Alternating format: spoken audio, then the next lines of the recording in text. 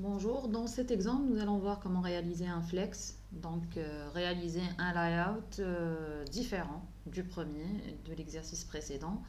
Donc cette fois-ci, il y aura toujours header, un emplacement pour le menu qui ne va pas changer, footer ne va pas changer, uniquement donc pour la partie sidebar et main contents, donc nous allons les mettre l'un à côté de l'autre avec un certain margin entre les deux. Donc côté HTML, qu'est-ce qu'il y a comme changement? Donc il y a toujours pour utiliser le flex, c'est-à-dire ici nous avons un flex box sur deux. Donc nous avons deux boîtes à mettre l'une à côté de l'autre.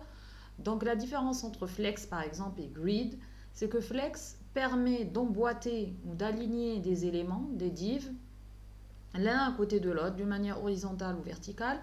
Par contre, pour grid, donc en plus d'un seul axe, dans le sens vertical ou horizontal, on peut avoir carrément des lignes et des colonnes, donc des emplacements qu'on pourrait éventuellement faire ou mettre des divs dans des cellules. D'accord. Maintenant, revenant au code de HTML, donc nous devons toujours avoir un container. Donc je l'ai nommé flex container et les boîtes qu'on devrait mettre à l'intérieur du container du flex. Donc voici la partie du code auquel je suis en train d'insinuer ou d'expliquer. Donc lorsqu'on a plusieurs classes par exemple, on pourrait définir plusieurs classes pour le même div uniquement en générant un espacement entre les deux. Donc à ce div là, je vais appliquer wrap center et je vais appliquer aussi flex container.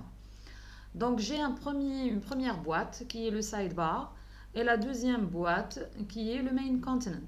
Ça c'est la première chose à faire. Maintenant, comment dire en CSS que tu vas me mettre sidebar en premier, puis suivre avec un certain gap entre les deux de 5 pixels ou 10 pixels et ensuite me mettre main content à la fin.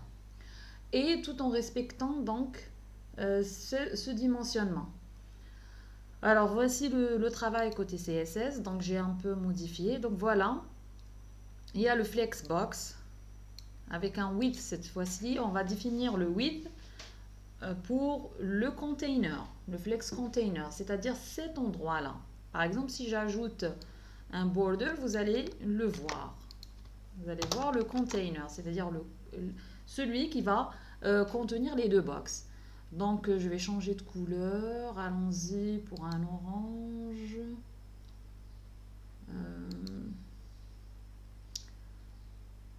Ok. Voilà. Nous avons déjà un bleu et un vert. Voilà, je vais garder celle-là. On verra bien. Donc voilà, le flexbox, il s'est rajouté. Donc c'est celui qui contient les deux. Donc j'ai rajouté une bordure pour que ce soit visible. Allons-y pour un red, c'est mieux. Donc vous allez le voir bien. Voilà. C'est mieux. Voilà. Donc, il suffit de mettre le display à flex. Donc on va disposer nos éléments dans un axe horizontal. Cette fois-ci, donc pour le sidebar, je vais lui dire réserve une largeur de 20%.